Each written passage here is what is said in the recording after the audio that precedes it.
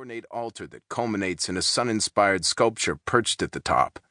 Soak in the silence and the seclusion. Look at all the beautiful decorations and architectural flourishes I don't know the names for. I do know the Church of St. Havel is also known as the Church of St. Gall, established in the 1200s by King Wenceslas I, named after an Irish monk who helped introduce Christianity to Europe.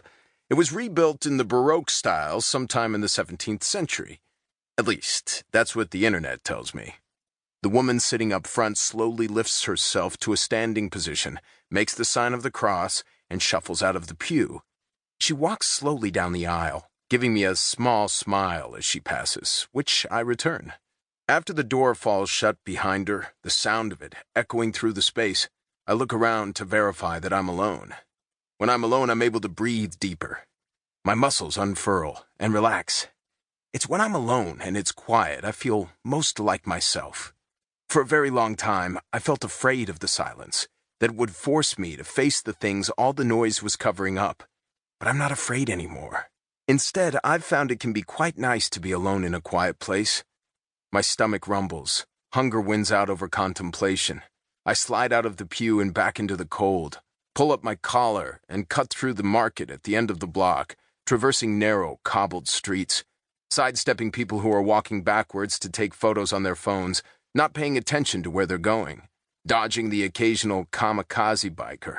The chaos of it makes me wistful for home. I stop at a kiosk to grab a tridelnik, which is essentially a donut shaped like a beer can. My second one today. I'm glad this is a good walking town. If it weren't, with the way I've been eating, I'd need to buy new clothes. Another few blocks and 3 near collisions, I find my destination, a blank building with a small open doorway that leads into a pool of shadow.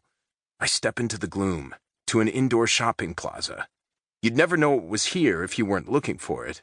There's a luggage store, a travel agency, and most important to my needs right now, a grocery store. I grab a basket and wander the aisles.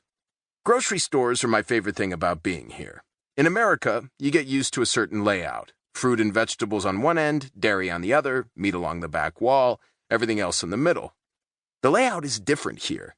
The meat counter is off in one corner, and the freezer case is in the other. The aisles are different lengths, so you get the feeling you're playing Pac-Man. Plus, nearly everything is in check. It's a bizarro version of a grocery store, and sometimes, even when I don't need anything, I'll go to one and stroll around, mostly looking for what's familiar, but occasionally grabbing something I don't know to see if I can figure out what it is. Like my own personal game show, where sometimes you end up with really delicious potato dumplings, and sometimes you end up with meat of unknown provenance. I fill my basket with bread and eggs and bacon and apples and frozen vegetables and chips and other assorted items that'll get me through the next few days.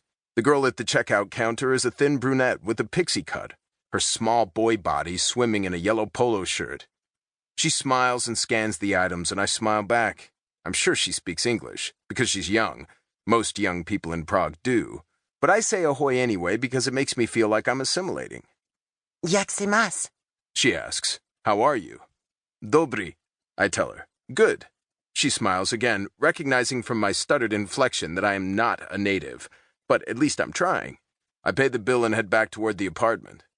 As I exit the building, I nearly bump into a tall man with a sharp nose and cheesy ponytail and reflective aviator glasses. He puts up his hands, showing off fine leather gloves, and says, Promind. Sorry. He lingers for a second, looking into my face like maybe he recognizes me, which happens every now and then. I must look like a lot of people. After a moment, he smiles again, this time giving me a flash of dazzling, nearly glowing teeth, and turns away from me. As he turns, he says it again, Promind. Weirdo. I've always had an ear for languages. Growing up in New York will do that. Not that I can speak anything fluently, but I can usually get the gist if the person is speaking slow enough. This town has been my first true test of how good I am, and the answer is, not very. The way people speak when they're home is fast, loose, comfortable. They slow it down when they go somewhere else. That's why I was able to pick things up. Here, I feel like I'm watching a foreign film at double speed with no subtitles. Not that it matters. I found when you're in a foreign country, there are 6 things you need to be able to say. Just 6. The first is, sorry. The rest are, please, prosim, thank you, děkuji,